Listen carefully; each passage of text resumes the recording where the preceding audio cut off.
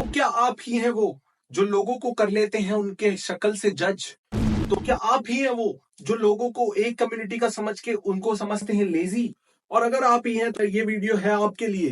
Joke सपाट। तो hello guys, मेरा नाम है प्रतीक। वेलकम टू ग्रो विद प्रतीक। तो आज का चैप्टर थोड़ा सा इसी प्रकार का है, इस वजह से थोड़ी सी एक्टिंग। तो चैप्टर के अंदर आज हम पढ़ने वाले हैं। मैं थोड़ी सी डिटेल पहले समझाना चाहूंगा अपने तरीके से, उसके बाद चैप्टर में नोट्स के उस पे जाएंगे। चैप्टर में हम 3 चीजें पढ़ेंगे, जो कि एक होगी प्रीजुडिस, दूसरी होगी स्टीरियोटाइप्स, तीसरी होगी डिस्क्रिमिनेशन।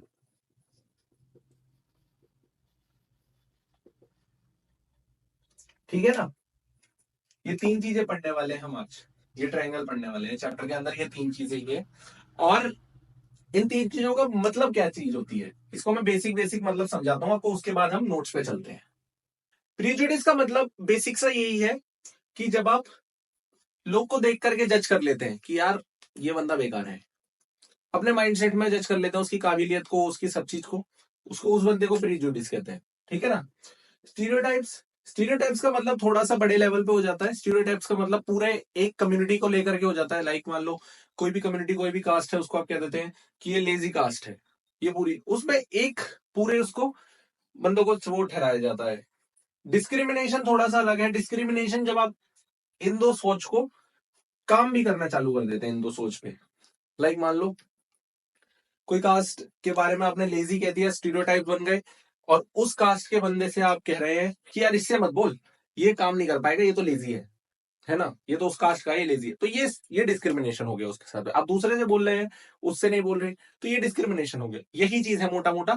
तो इतनी ही चीजें हैं इसके इस चैप्टर के अंदर। आगे बढ़ते हैं नोट्स के जरिए। नोट्स को आप लिख लीजिएगा, बहुत काम आएंगे। तो चलिए चैप्टर में आगे बढ़ते हैं। तो अब चैप्टर को शुरू करते हैं नोट्स के जरिए, बुक्स के बनाए हुए नोट्स के जरिए। चलिए पढ़ते हैं एनसीईआरटी से।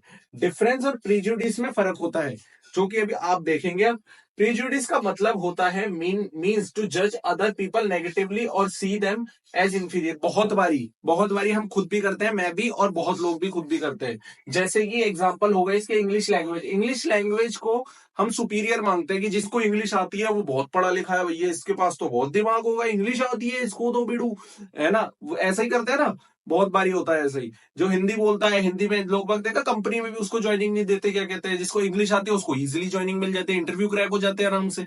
तो ये फर्क होता है इंग्लिश का।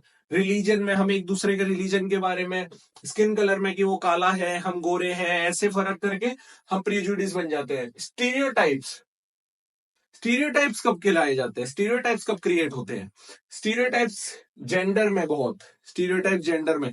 अब आपके चैप्टर के अंदर एक चार्ट आ रहा होगा आपकी स्क्रीन पे। इस चार्ट को आप कॉपी में नहीं, अपने मन में फिल कीजिए। आप देखिए कुछ कैटेगरी ऐसी होगी जिसको आप बॉयज को दे देंगे, और कुछ कैटेगरी ऐसी होगी जिसको आप गर्ल को दे देंगे। आपको लगता होगा कि ये चीज लड़कियां नहीं कर सकती, और आपको लगता होगा ये चीज तो लड़के के लिए ही है, ये चीज तो लड़की के लिए ही है। तो इसी कंडीशन, इसी माइंडसेट को कहते हैं हम स्टीरियोटाइप्स। ठीक है ना? जैसे कि उसके अंदर एक टॉपिक है डोंट क्राई। डोंट क्राई में मोस्टली लोग बॉयज को यूं कहेंगे, बॉयज डोंट क्राई। तो ये चीज, ये हमारा माइंडसेट स्टीरियोटाइप से, ताकि हम लोगों को बता सके कि लड़के नहीं रोते, पर लड़के भी रो सकते हैं। when we fix people into one image we create a stereotypes। जैसा मैंने आपको बताया, जब हम लोगों को एक ढांचे में, एक पिक्चर में डालना चाहते हैं कि ये तो ऐसा ही है, ये चीज तो इसके लिए ही है, ये चीज तो ऐसी ही है, उस टाइम हम स्टीरियोटाइप्स कहते हैं। दे fit large number of people into one pattern और टाइप। लाइक जैसे कि मान लीजिए कोई पर्टिकुलर नाम है, मान लो, सॉरी मैं किसी को ऑफेंड नहीं करना चाहता, बट मान लो शिवम है। अब मान लो शिवम नाम, मैं कहता हूं शिवम नाम का लड़का बहुत ही लेजी है। ठीक है ना? अब शिवम नाम का लड़का बहुत ही लेजी है, मान लो शिवम नाम का लड़का बहुत ही बदमाश है, बहुत ही लेजी है। तो अब मैं कहता हूं सभी शिवम नाम के लड़के लेजी और बदमाश होते हैं। ठीक है ना? ये मैं स्टीरियोटाइप बन गया, ये स्टीरियोटाइप बन गया। मैंने सभी शिवम के ऊपर एक ठप्पा लगा दिया कि ये लेजी और बदमाश होते हैं, चाहे कोई हो या ना हो। अब इसकी मैं डेफिनेशन दूं तो, those who belong to the particular country, religion, sex, race, economic background are sting, lazy, criminal, dumb, they are using stereotype। जैसे कि मैंने अभी आपको बताया, जैसे कुछ पर्टिकुलर कंट्री या फिर कुछ कम्युनिटी, कुछ कास्ट के लोगों को अगर हम उनके रिलीजन, सेक्स, रेस और इकोनॉमिक बैकग्राउंड से ये बोल दे कि ये तो चोर है, ये तो लेजी है, ये तो थिफ है, ये तो क्या कहते हैं ये बेकार आदमी है, तो हम लोग स्टीरियोटाइप्स बना रहे हैं।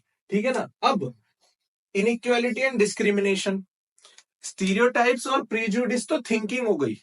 स्टीरियोटाइप्स और प्रीजुडिस हमारी थिंकिंग है, हमारा माइंडसेट है, हम ऐसा सोचते हैं कि भाई ये चीज ऐसी है।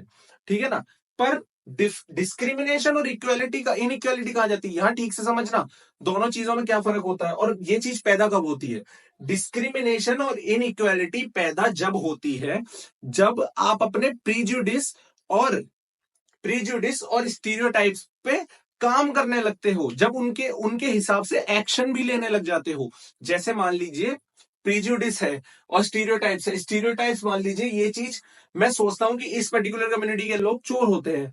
अब मैं उसको देख, वो उस कम्युनिटी का लड़का या फिर कोई भी मेरे करीब आता है और मैं अपनी जेबें ऐसे कर लेता हूं, छुपा लेता हूं अपनी जेबें, नहीं भैया मैं तो अपनी जेबें नहीं दिखाऊंगा, है ना। तो मैं ये चीज मान रहा हूं कि ये मेरा एक्शन हो गया कि नहीं, और उस बंदे को अनकंफर्टेबल फील हो रहा है, वो बंदा सोच रहा है कि क्या कर रहा है भाई ये, है ना। तो वो चीज डिस्क्रिमिनेशन हो गई उसके साथ में कि उसको देखा, मैंने अपनी हरकत कर दी और उसको अनकंफर्टेबल कर दिया, उसको लगा कि यार मेरे साथ कुछ गलत हो रहा है, तो ये चीज डिस्क्रिमिनेशन हो गई। ठीक है ना। Discrimination happen when people act on their prejudice और स्टीरियोटाइप्स। ठीक है ना। यहां तक समझ आ गया, कोई दिक्कत तो नहीं। चलो आगे बढ़ते हैं। Discrimination take place because of several reason. अब डिस्क्रिमिनेशन जगह क्यों लेता है, डिस्क्रिमिनेशन क्यों पैदा होता है, क्यों जगह लेता है।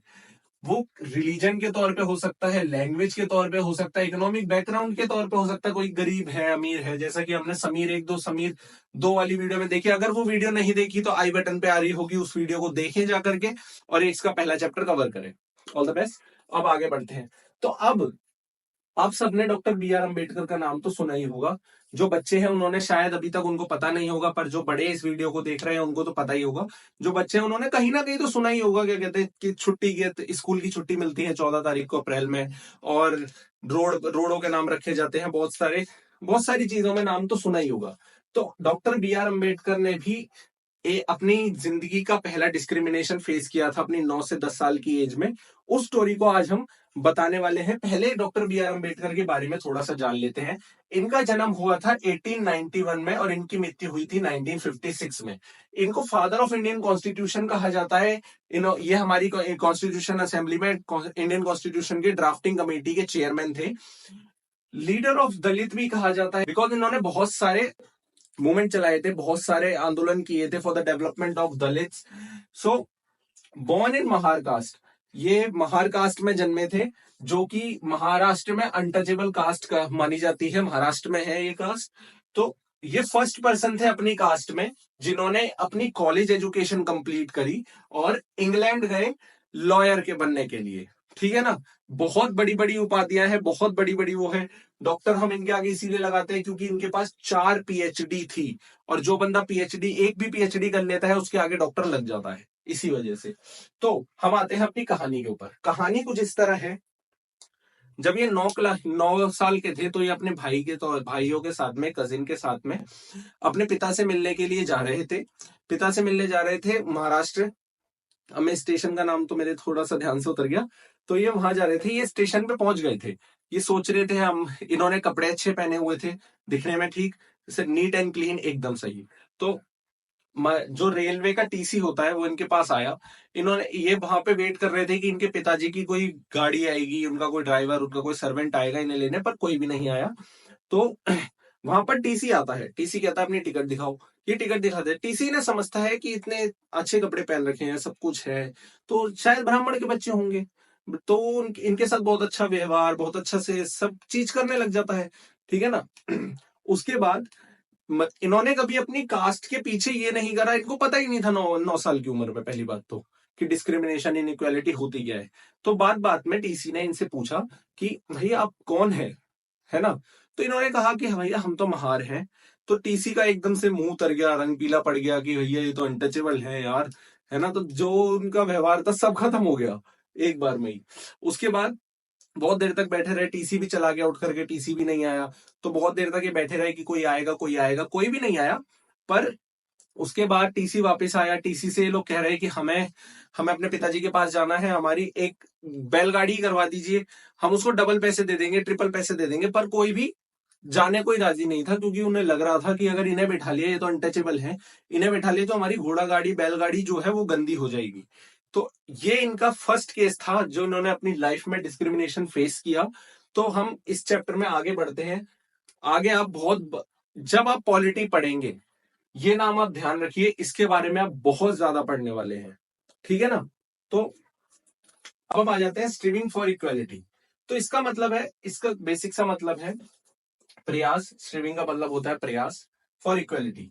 अब स्ट्रगल मूवमेंट चल रहा था जब ब्रिटिश के खिलाफ, जब हम अपनी आजादी के लिए लड़ रहे थे, तो हम सिर्फ बहुत बड़ी कम्युनिटी जो थी ना हमारी आजादी की लड़ाई में, वो सिर्फ इस चीज से नहीं लड़ रही थी कि हमें देश आजाद कराना है, नहीं, ये तो पर्पस नहीं था उनका। उनका पर्पस था, हर किसी का पर्पस अलग अलग था, हर किसी का आजादी का मतलब अलग अलग था। तो large group of people who not only fought against British but also fought to treat more equally. Like जो दलित कम्युनिटी वो लड़ रही थी, उनको मंदिर के अंदर एंट्री मिल जाए, ठीक है ना। जो वुमेन्स थी उनको आदमी की तरह पढ़ने का अधिकार मिल जाए, औरतों को पढ़ने का अधिकार नहीं था। जो पीजेंट थे, पीजेंट मतलब किसान, जो किसान था वो मनी लेंडर से अपने ब्याज अपने किराए उससे मुक्ति चाहता था, ठीक है ना। तो हमने जब आजादी पाई, तो इंडिया के जो लीडर थे, नेहरू, जब पटेल, इन सबों ने set out a vision and goal in the constitution to ensure that. तो इन्होंने एक विजन, एक गोल देखा, गोल डाला इंडिया के कॉन्स्टिट्यूशन में, और उसको सिक्योर करा कि जितने भी हिंदुस्तान के लोग हैं सबको इक्वल ट्रीट किया जाएगा। ये चीज हमारे कॉन्स्टिट्यूशन में फंडामेंटली राइट है हमारे पास में। इसके बाद अनटचेबिलिटी क्राइम बन गई, और पीपल हैव फ्रीडम। रिलीजन के लिए लोगों के पास अपना फ्रीडम है, वो कोई सा भी रिलीजन फॉलो कर सकते हैं, उसको स्प्रेड कर सकते हैं। स्पीक के लिए लोगों के पास फ्रीडम है, वो कुछ भी बोल सकते हैं। लैंग्वेज के पास लोगों की फ्रीडम है, कुछ भी कोई भी लैंग्वेज यूज कर सकते हैं। तो therefore India become a secular country. तो हमारा चैप्टर यहां हो जाता है खत्म। और अगर पसंद आया हो तो इस चैनल को सब्सक्राइब करना, लाइक करना, और नॉलेज को गेन करने के लिए लाइक बटन और सब्सक्राइब बटन को दबा देना। देखो पसीने भी आ गए यार।